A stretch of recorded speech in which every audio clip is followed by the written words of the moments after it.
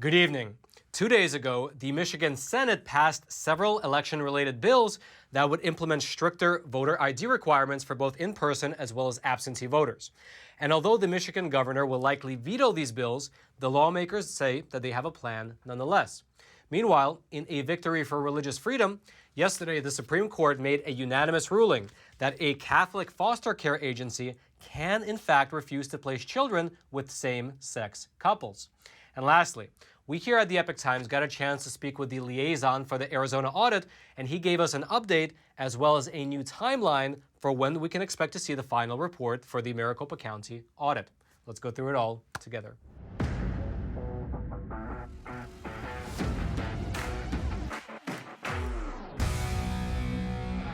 This is your daily Facts Matter update, and I'm your host, Roman from the Epoch Times. Now let's begin today's discussion over in Arizona. But actually, just before we do, as a quick aside, I want to mention what you likely already know. YouTube has been censoring and throttling our videos. In fact, I just saw a chart yesterday of our back-end data, which shows that at a certain date, they throttled our videos and made it so that new people are just not seeing them as much. Basically, it almost flatlined. And so we here at the Epoch Times created something very cool. It's called Epoch TV. It's our brand new no censorship video platform where you can find all of the awesome Epoch Times video programs. And on there, I post exclusive episodes that you will not find here on YouTube, such as an exclusive episode about what's happening over in Fulton County, Georgia, and the very real possibility that they might be having an election audit out there. That's something I don't feel comfortable talking about here on YouTube. However, over there, you can watch that exclusive episode right now. Right today. It'll be linked at the top of the description box. You can click on that link, go over to Epoch TV and check it out for yourself. And now let's head on over to Arizona. Now, as we've already discussed in several previous episodes, you already know that the large-scale audit of the 2020 election over in Maricopa County is beginning to wrap up.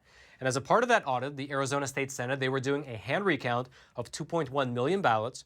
They are looking for any possible IT breaches that might have occurred, and they're examining close to 400 tabulation machines which were used during the previous election. Now, a few days ago, the audit team announced that they have actually finished the hand recount portion of the audit, and now they are finishing up by going back and actually authenticating each of the ballots, making sure that the ballots are authentic or not. Now, this is the last phase of the process, and afterwards, they will produce a final report. Now, we here at the Epoch Times, we got a chance to speak with Ken Bennett, and Ken Bennett is the audit liaison, and he gave us a new timeline for when we can expect to see that final report. He said that the ballot evaluation process is supposed to be wrapped up by the end of June, by the end of this month. However, he said that afterwards, there will still be several weeks worth of additional work to do. Here's specifically what he told us. We've got the remainder of June to do what we're doing here at the Coliseum.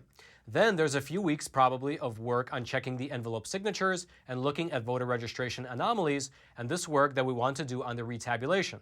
So maybe that takes up some or most of July. And then the auditors are going to need a few to several weeks to put the report together. He then added that the final report is expected to be massive, and he added this: it's going to be very in-depth. Now, if that timeline proves correct, then according to what the Cyber Ninjas wrote in their statement of work, and the Cyber Ninjas, by the way, is the firm that's leading this audit, we can expect to see the final report sometime in August, likely in early August. And according to Ken Bennett, the people who are involved in the audit are not yet sure where the work in July will take place. However, he said that a large building like the Coliseum, where they're at right now, is not needed for the type of work that's being planned. And according to Randy Pullen, who is another spokesperson for the audit, he told reporters that the data from the election machines will be analyzed over in Washington State at the offices of Cipher, which is a subcontractor which is working on the audit, and that some of the data will be reviewed over at the Cyber Ninjas offices in Florida. That's their HQ. And so we'll just have to wait and see what they find. And of course, by the way, we are not the only ones who are waiting. The lawmakers out in Arizona are likewise waiting for the results of the audit in order to guide them in crafting future election-related bills. And in terms of what they do with their findings, well, here's what Wendy Rogers, who is a Republican senator, here's what she told us here at the Epoch Times. It'll be our duty to act in whatever way is appropriate. Now, in our previous episode, we discussed how lawmakers from 13 different states have traveled over to Arizona in order to check out the audit firsthand, and that many of them are now looking to launch similar audits of their own in their home states. In fact, along that line, 2 senators from Wisconsin who recently visited Arizona, they just came out and said that Wisconsin should also launch a similar audit as well. Here's what one of the senators said. Listen, we need to restore integrity as we have huge numbers of individuals that have questions about a process that's become highly politicized. Then, likewise, a Republican lawmaker from Colorado, after visiting Arizona, he expressed interest in conducting an audit in his home state of Colorado as well, but he was immediately met with a roadblock. That's because, in anticipation of the possibility of someone pushing for an audit, Colorado's Secretary of State, a woman by the name of Jenna Griswold, she's a Democrat, just yesterday she issued new emergency rules on voting systems. In fact, I have those rules right here, and here is part of what they say. Quote, "A third-party vendor with no election experience is currently performing a faulty, unsecure election audit in Arizona, and calls for such sham audits have been spreading in other states." Then it goes on to say, "The Colorado Secretary of State's office today adopted emergency election rules prohibiting third parties from accessing voting equipment in the state of Colorado." And so essentially, with this order, she nibbed a potential audit in the bud, making an Arizona-style election audit in Colorado illegal. And so as you can see, this is quite a contentious issue, which will likely only get more contentious if the Arizona audit, if the final report reveals any anomalies. So we'll just have to wait and see what that final report concludes. And until then, as always, if you would like to watch the audit over in Arizona for yourself, you can do so over at azaudit.org, which is the website that was set up by the Arizona Senate, which allows you to watch the audit in real time from 9 different camera angles. I'll throw the link to both azaudit.org as well as the updates that we've discussed in Arizona, Wisconsin, and Colorado. It'll all be in the description box below this video for you to check out. And all I ask in return is that you smash that like button, because videos that are like this are extremely censored by big tech platforms like YouTube. In fact, I just saw a back-end chart of one of our, well, not our videos, but our entire channel, and it shows that on a particular date, YouTube just flatlined the amount of recommendations that this video gets sent out to. Basically, people who are not subscribed to this channel have a very hard time finding it. But I believe that the fact that they still have a chance to find it is because our viewers are smashing that like button. Some of our videos have 43,000 likes and just maybe 100 dislikes. And I believe that forces the YouTube algorithm to share our videos out to potentially thousands, maybe tens of thousands of new people who might not get access to this type of information. And so I really hope that you smash that like button for the YouTube algorithm and share this video out to potentially thousands of more people. And now let's talk a bit about what happened over at the Supreme Court. Just yesterday, the Supreme Court ruled in a unanimous decision that a Catholic foster care agency can in fact refuse to place children with same-sex couples. That decision was made, by the way, on the grounds of their religious freedom. Now, to give you a bit of background on this case, the way that the foster care system works over in Philadelphia is that it requires a cooperation between the city as well as private foster care agencies. And so, when children in Philadelphia cannot remain in their homes for one reason or another, the city's Department of Human Services takes custody of them. Then, the Department of Human Services, it refers those children to different foster care agencies that they contract with in order for those children to ultimately be placed in a foster home. Now, the way that these contracts work is that every year, Philadelphia's Department of Human Services, they enter into a standard annual contract with different private foster care agencies. And for the last 50 years, one of those agencies was the Catholic Social Services. And being a Catholic organization, one of their beliefs is that marriage is a sacred bond between a man and a woman. And so, because of their beliefs, they do not certify certain types of foster families because they believe that by certifying those families, that will be an endorsement of their relationship.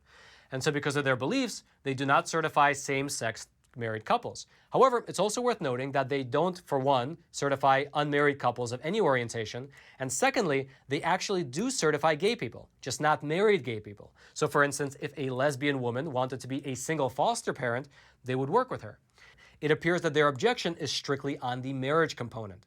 And until now, this has not been much of a problem because there are many other foster care agencies in Philadelphia that will certify gay couples.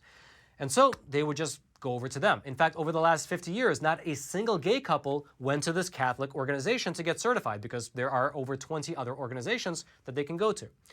However, trouble started about 3 years ago. Back in 2018, there was a newspaper article which was published, and by the way, this lawsuit doesn't mention exactly which publication published that article, but I believe that it was this one here, in a news publication called Pink News, and that article put a spotlight on how this Catholic organization does not place kids into same-sex households. Then, after that article was published, there were calls for an investigation, and then a short time afterward, the city of Philadelphia, it informed the Catholic Social Services that unless it agreed to certify same-sex couples, the city would no longer refer children to the agency, nor would they be renewing their contract. Now, this Catholic organization sued the city, and after working their way through the courts over the course of a year or two, they wound up in front of the Supreme Court. And then yesterday, they won in a unanimous ruling. The Supreme Court found that the city of Philadelphia violated the First Amendment when they refused to contract with this Catholic social services company. Here's what the court wrote as a part of their decision. The city's actions burdened Catholic social services religious exercise by forcing it either to curtail its mission or to certify same-sex couples as foster parents in violation of its religious beliefs. The refusal of Philadelphia to contract with Catholic social services violates the free exercise clause of the First Amendment. Now, although this Catholic organization won their case at the Supreme Court, that is likely not going to be the end of the story. That's because over the last several years, activists have been pretty aggressive at following up on cases like this. A great example of that is what is happening right now with the Masterpiece Cake Shop. As I'm sure you remember, back in 2012, the owner of the Masterpiece Cake Shop, a man by the name of Jack Phillips, he refused to bake a wedding cake for a gay couple because he claimed that his Christian religious beliefs wouldn't allow him to. The Colorado Civil Rights Commission took Mr. Phillips to court, and then after many years of legal battles, the Supreme Court ultimately ruled in his favor, saying that he did not have to bake such a cake. And so, just like the Catholic Social Services, Mr. Phillips won at the Supreme Court.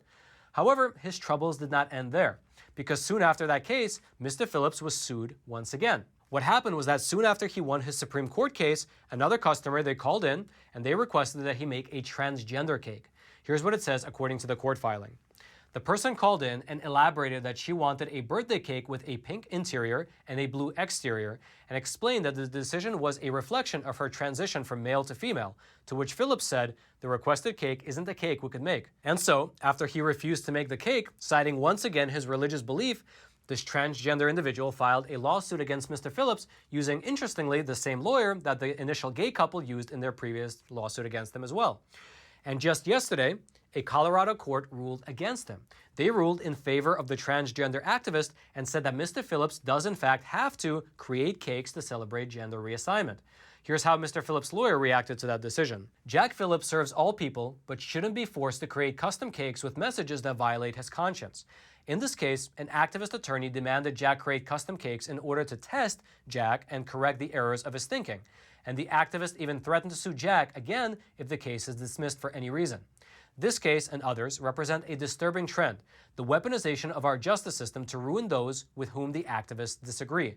Radical activists and government officials are targeting artists like Jack because they won't promote messages on marriage and sexuality that violate their core convictions. We will appeal this decision and continue to defend the freedoms of all Americans to peacefully live and work according to their deeply held beliefs without fear of punishment. And so it looks like both Mr. Jack Phillips as well as the Masterpiece Cake Shop might once again find themselves in front of the Supreme Court. And if they do, we'll have to wait and see what the court ultimately decides. Now, if you would like to read more about either the Masterpiece Cake Shop or about what happened over in Philadelphia, those links will be in the description box below this video for you to check out. And now let's head on over. Oh, sorry. Hello? Yeah, hey, Roman, it's me. No, I'm just kidding. I wanted to take a quick second and introduce our sponsor for today's episode, which is an awesome company called American Hartford Gold. They're run by patriots, and what they do is they sell physical gold and silver that they can deliver directly to your doorstep, or they can deposit it directly into your IRA account, making it super simple for you to own. Now, I don't have any qualifications to offer you financial advice, but I will tell you what I do. And for the last 5 years now, I just set aside a portion of my salary every single month to buying physical gold and physical silver because I think it's a phenomenal hedge against inflation. Because, I mean, with all these $1 trillion worth of stimulus bills, with this Congress right now is debating several $1 trillion worth of infrastructure spending. Our national debt has ballooned to close to $30 trillion, and seemingly no one is talking about this. You know, honestly, I don't have much faith in the future of the American dollar as the global reserve currency. However, physical gold and physical silver have withstood the test of time. I mean, they had value 5,000 years ago, they have value today, and I believe they'll have value 5,000 years into the future. That's at least what I think. And American Hartford Gold is a phenomenal company. They're one of my personal gold dealers. Super friendly staff to work with. They have an A+ rating with the Better Business Bureau. And right now, to viewers of Facts Matter, they're offering a special. Depending on how much you buy, they'll offer you $1,500 worth of free silver, and they'll even send you a safe so that you can keep your precious metals at home knowing that they are safe and sound. So check them out. The link will be in the description box below, or you can give them a call at 866-242-2352, or you can text Roman to 65532. American Hartford Gold, thank you so much for sponsoring this episode. And now, Roman in the studio, back to you. Now let's move on over to Michigan. 2 days ago, the Michigan Senate passed several bills that would implement more voter ID requirements for both in-person as well as absentee voters. Now, in terms of the roll call, all Senate Republicans voted in favor, while every Democrat voted against these bills. And since the Michigan Senate is controlled by Republicans, the bill was ultimately able to pass. Now, to give you a bit of background on these bills, the way that it currently works out of Michigan is that if you are a Michigan resident and you don't have a photo ID when you go to vote in person, that doesn't matter. You can still cast your ballot as long as you sign an affidavit at the polling location. In fact, according to officials, over 11,000 people did exactly that during the 2020 election. They came in without a photo ID and just signed an affidavit saying that they are who they said they were. However, this process could change if these 3 bills are signed into law. For instance, one of the bills would outlaw the process that we just described, and instead, voters who don't have IDs would have to cast a provisional ballot and then confirm their identities within 6 days of casting the ballot. Another one of the bills would mandate that voters who are seeking absentee ballots must provide either their driver's license number, their official state ID number, or the last 4 digits of their social security number.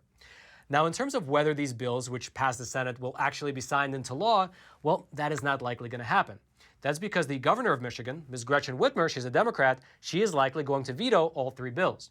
However, if and when that happens, there is still a way for these 3 bills to become law. That's because over in Michigan, the Republicans can circumvent the governor's executive authority and they can start a petition to create a ballot initiative for these 3 voting bills. And then the people of the state, the people of Michigan, can vote on the initiative themselves. In order to make this happen, the petition would need more than 340,000 voters to sign it. And according to one Michigan senator, Ms. Lana Theus, she's a Republican, this approach will likely work because she said that it is overwhelmingly popular among voters that they verify their identity to vote. And so we'll have to wait and see that once the governor vetoes these 3 bills, we'll have to wait and see if the Republicans take this route of creating a petition and having the citizens of Michigan vote on the measure directly. Now, if you would like to read more about this bill out in Michigan, the links to them will be right there in the description box below this video for you to check out. And now lastly, as we've already mentioned in several previous episodes, on the very same day that Joe Biden was sworn into office, YouTube made the unilateral decision to demonetize our program. We can now no longer run any ads before, during, or after our episodes, and the super chat feature has just been disabled. Besides the censoring and the throttling, that was just an act of them outright demonetizing our content. However, we here at the Epoch Times, we took action and we created something very cool. It's called Epoch TV. It's our brand new no-censorship video platform where you can find all the awesome Epoch Times video programs like The Larry Elder Show, American Thought Leaders, Crossroads, China in Focus, Life and Times, and our show Facts Matter. And on there you will find exclusive episodes that you will not be finding here on YouTube. In fact, this weekend we will be publishing an exclusive episode only on Epoch TV. And so if you want to, click on that link at the top of the description box, check out Epoch TV. I hope you subscribe, and I hope that you join us on this journey of exploring this beautiful world through honest journalism that is based in truth and tradition. Now, lastly, if you haven't already, smash that like button for the YouTube algorithm. Subscribe to this YouTube channel if you haven't already in order to get this type of honest news content delivered directly into your YouTube feed while you still can. And until next time, I'm your host, Roman from the Epoch Times. Stay informed and stay free.